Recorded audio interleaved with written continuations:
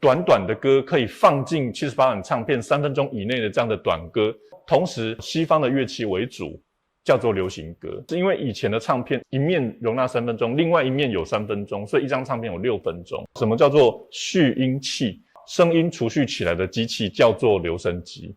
100年前、90年前的人们在思考，国外已经在流行这个流行歌了，台湾要如何转化？因为流行歌刚在全世界流行的时候，当时歌仔戏非常有名，那这些传统的音乐其实占据了当时大部分人们的耳朵，所以当流行歌要从国外要打进台湾的时候，他们其实要经过很多的思考。来自日本的不二正四郎，他提醒台湾人，我们要做自己的音乐。那当时就有一首流行歌叫做《无毛行进曲》，等于是在定义上的最早的台语流行歌，可是它其实并没有被流行啊。当时有流行语啦，就是美女叫做乌猫，然后帅哥叫做欧高香。